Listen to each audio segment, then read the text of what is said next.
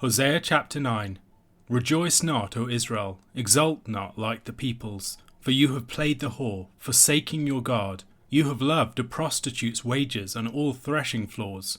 Threshing floor and wine vat shall not feed them, and the new wine shall fail them. They shall not remain in the land of the Lord, but Ephraim shall return to Egypt, and they shall eat unclean food in Assyria. They shall not pour out drink offerings of wine to the Lord, and their sacrifices shall not please him. It shall be like mourners' bread to them. All who eat of it shall be defiled, for their bread shall be for their hunger only. It shall not come to the house of the Lord. What will you do on the day of the appointed festival, and on the day of the feast of the Lord? For behold, they are going away from destruction, but Egypt shall gather them. Memphis shall bury them. Nettles shall possess their precious things of silver. Thorns shall be in their tents. The days of punishment have come. The days of recompense have come. Israel shall know it. The prophet is a fool. The man of the spirit is mad, because of your great iniquity and great hatred. The prophet is the watchman of Ephraim with my God. Yet a fowler's snare is on all his ways, and hatred in the house of his God. They have deeply corrupted themselves, as in the days of Gibeah. He will remember their iniquity. He will punish their sins. Like grapes in the wilderness I found Israel. Like the first fruit on the fig tree in its first season I saw your fathers. But they came to Baal Peor and consecrated themselves to the thing of shame, and became detestable like the thing they loved. Ephraim's glory shall fly away like a bird. No birth, no pregnancy, no conception. Even if they bring up children, I will bereave them till none is left. Woe to them when I depart from them.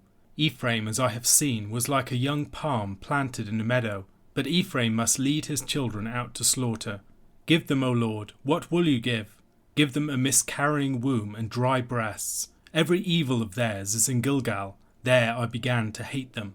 Because of the wickedness of their deeds I will drive them out of my house. I will love them no more. All their princes are rebels. Ephraim is stricken. Their root is dried up.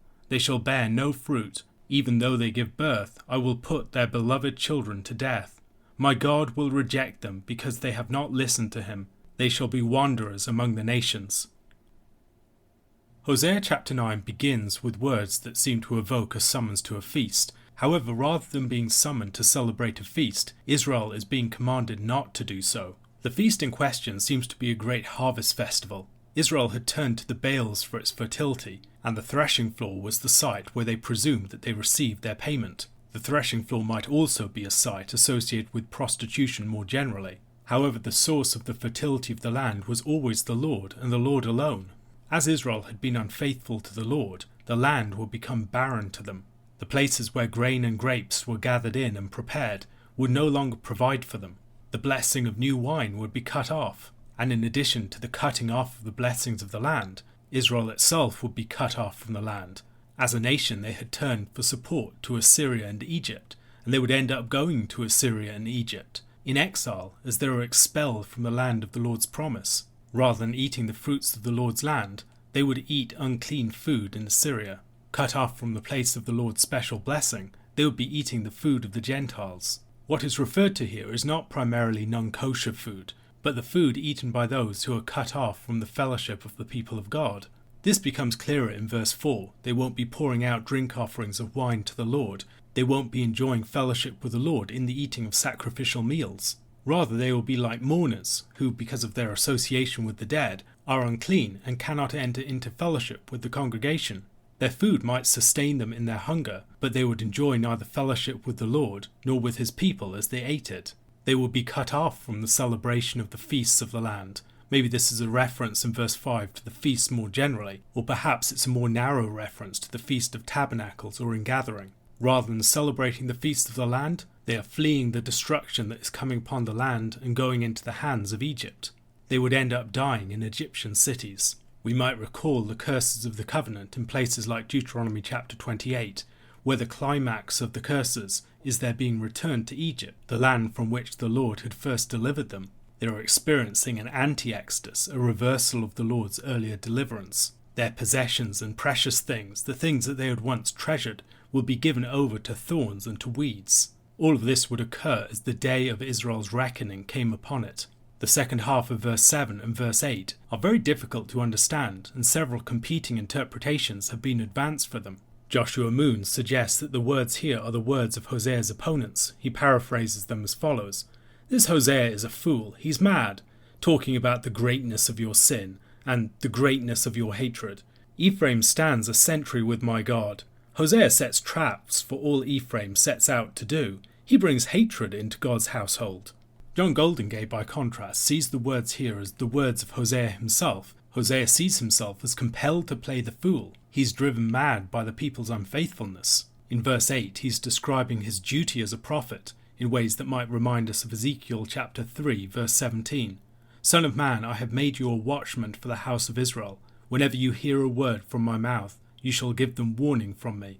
Goldingay suggests that Hosea's contemporaries might be speaking dismissively about his God, which might explain Hosea's reference to "my God" here. His task as the watchman is to warn the land of approaching danger. Coming from the Lord himself, the Lord is like a fowler who has set a snare for the people, and unless they respond in a way that will allow them to escape it, they will be trapped and destroyed. Francis Anderson and David Noel Friedman talk about the way that these sorts of dismissive statements can be seen elsewhere in Scripture, in places like Amos chapter 7 or in 2 Kings chapter 9 verse 11. There Jehu responds to a query about the prophet who had visited him. "Is all well? Why did this mad fellow come to you?" And he said to them, "You know the fellow and his talk." Anderson and Friedman suggest that the fowler's snare is not the snare that the Lord has set for the people, but rather the snare that the people have set for Hosea. The corruption of the people is compared with the story of Gibeah. In the concluding chapters of the book of Judges, from chapter 19 onwards, the tragic story of Gibeah and its sin are told. That sin led to a deep breach in the people and the near extinction of the tribe of Benjamin. The sin itself was similar to the sin of Sodom, a sin that represented the extremes of wickedness of the people of the land. The rest of the verses of the chapter, from verse 10 to 17, probably represent a distinct section. Within these verses, the Lord recalls several episodes in the earlier history of the nation. In verse 10, we have a sense of the joy that the Lord once had over his people and the way that he nurtured them. However, his care and love for the people was responded to by an act of deep betrayal. Their fathers were like the first fruit on the fig tree in its first season, something that would have been greeted with joy as a promise of later fruitfulness. However, in the events described in Numbers chapter 25, Israel had played the whore and bound itself to Baal of Peor, forsaking the Lord and also intermarrying with pagan Moabite women. For their sin they would face an utter end. Their glory would utterly forsake them, flying away like a bird. Israel would wither down into its very roots. There would be no birth, there would be no pregnancy that would yield a birth, and there would be no conception that would yield a pregnancy. Even if the judgment of verse 11 did not hang over them, and they did bring children to birth, they would swiftly be bereaved of those children until there would be none left. In verse 11 it spoke of the glory of Ephraim flying away like a bird. In verse 12, woe to them when I depart from them. The Lord is the glory of his people, and he's about to forsake Israel. Ephraim's beginnings were auspicious, lovingly planted in a meadow in the very best conditions. But now the nation has fallen so far that its children will be led out to the slaughter. What could the Lord give to his people in such a situation? Perhaps the most that he can give them is a mitigation of the cruelty that they will face at the hand of the Assyrians. If only they had a miscarrying womb and dry breasts, they would not be bringing up children only to see them brutally slain before their eyes by the Assyrians. That at least would be a small mercy. The reason for the reference to Gilgal in verse 15 is unclear. What exactly was it that caused the Lord to begin to hate them there? Gilgal was the place where Israel first entered the land in the story of Joshua. Perhaps the point is that from the very first entry to the land, they were engaged in the sort of unfaithfulness that was finally leading to their destruction at this point. Gilgal was also the site where Saul was made king, which might be another way in which it was associated with transgression. Anderson and Friedman note the contrast between the description of the evil of theirs being found in Gilgal and the Lord finding Israel like grapes in the wilderness in verse 10. While Meir Gruber and others focus upon the monarchy started with Saul, Anderson and Friedman, among others, focus upon the practice of Baal worship in Gilgal. They quote from the book of Amos, chapter 4 verse 4, "Come to Bethel and transgress, to Gilgal and multiply transgression," or to Amos chapter 5 verses 4 to 5, "But do not seek Bethel, and do not enter into Gilgal, or cross over to Beersheba, for Gilgal shall surely go into exile, and Bethel shall come to nothing." As in the message of Amos, Hosea declares that they are going to be expelled from the house of the Lord. The claim that all of their princes are rebels might refer not only to the ways that the princes have rebelled against the Lord, but also to the ways that the rulers of Israel had, one after another, rebelled against their predecessors. They were a bunch of assassins and revolutionaries, people who had staged coups, rather than legitimate and righteous rulers. Returning to the points of verse 11 and 12, in verse 16 the point is repeated. The root of Ephraim is dried up, and they will bear no fruit. As in verse 12, so in verse 16. Even if they were to give birth, the children would be put to death. On account of their rebellion and their rejection of the Lord, they would be cast out and made wanderers among the nations. A question to consider. Within this chapter, fruit or offspring play a number of different roles. They can be signs of blessing or promise, or the objects of judgment. What are some of the ways that the metaphor of fruit can help us to understand the people's relationship to the Lord, the people's relationship to their works, and the Lord's relationship to their works? John chapter 11, verses 45 to 57. Many of the Jews, therefore, who had come with Mary and had seen what he did, believed in him. But some of them went to the Pharisees and told them what Jesus had done. So the chief priests and the Pharisees gathered the council and said, "What are we to do? For this man performs many signs. If we let him go on like this, everyone will believe in him, and the Romans will come and take away both our place and our nation."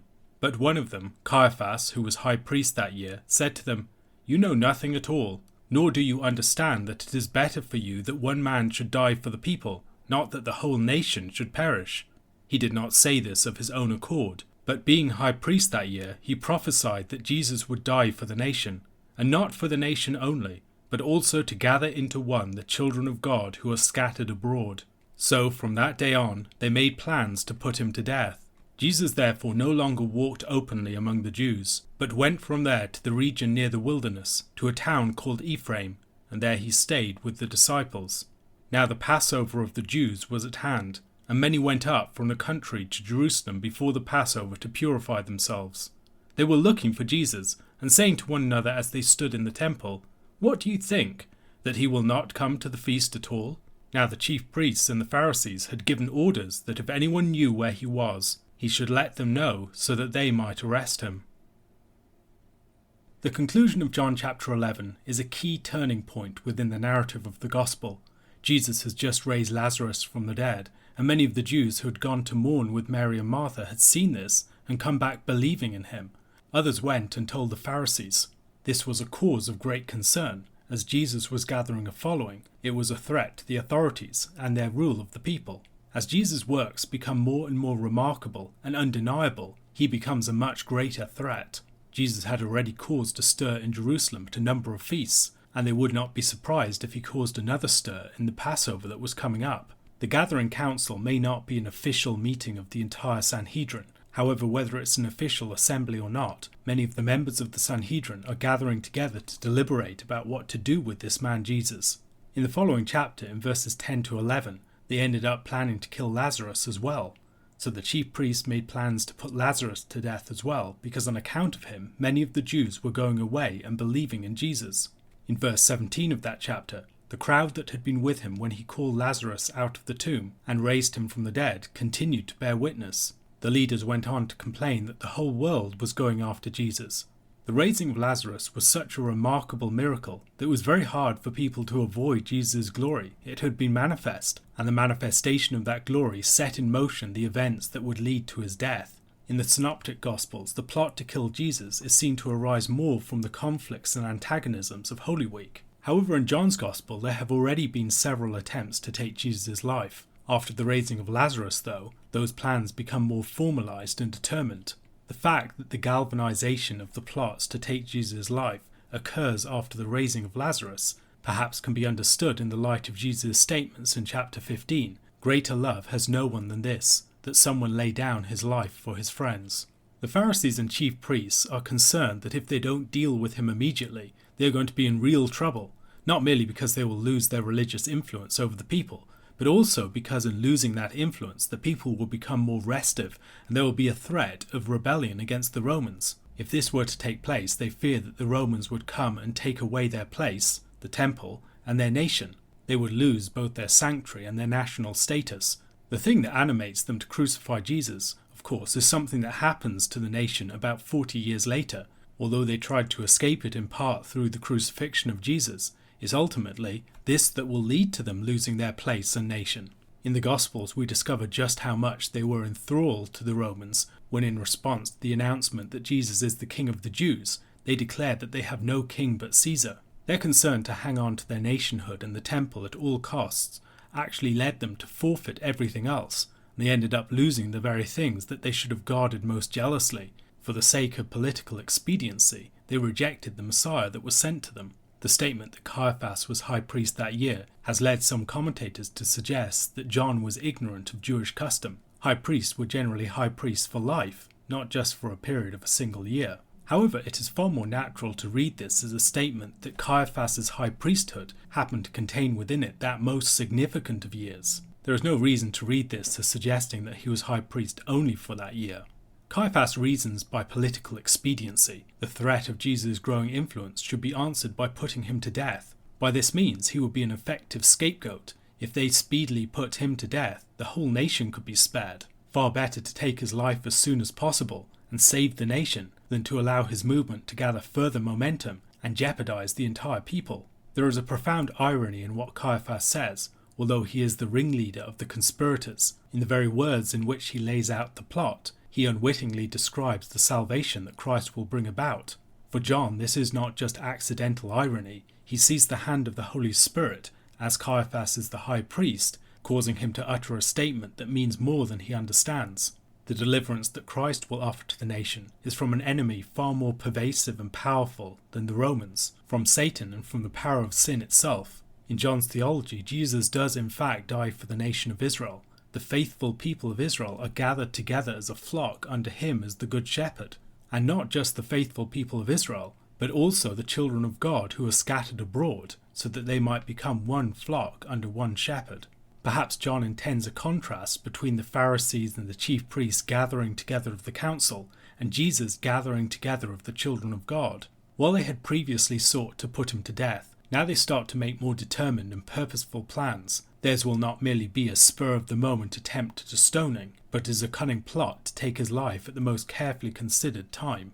Knowing that they seek to take his life, Jesus no longer walks openly among them. He leaves the area and goes to the region near the wilderness, to a place called Ephraim. There he stays in a place where he is out of the way. We don't know for exactly how long this stay was. It could have been for a few months. However, the Passover would be the next natural time when he would be in Jerusalem. And when the Passover comes and people are heading towards Jerusalem, they naturally speculate about whether Jesus will be there for the feast, as he has been on previous occasions. Ramsay Michaels notes that the reference to the region or the country in verse 55 might not refer to the country more generally, but to the region where Jesus has been staying. The people of that out-of-the-way region knew that Jesus was among them, and they were curious, knowing that he was hiding, about whether he would be in Jerusalem at the time of the feast. While Jesus' life had been in danger in going to Jerusalem before, in chapter 7 for instance, now the authorities were far more determined to capture him. They were actively looking for informants to tell them about his whereabouts.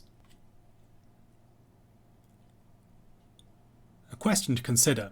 In our systematic theologies, we can often speak about the character of the death of Christ and what he achieved through his atonement. Within the Gospels, however, what we are given is primarily a narrative of Christ's death. These narratives don't come in the form of atonement doctrines for the most part. Rather, we have to deduce some sort of understanding of what Jesus' death achieves from the actual story. What can we learn from this chapter and the way that Jesus' death is described in relationship to Lazarus, and then also in relationship to the nation of Israel and the children of God throughout all of the world?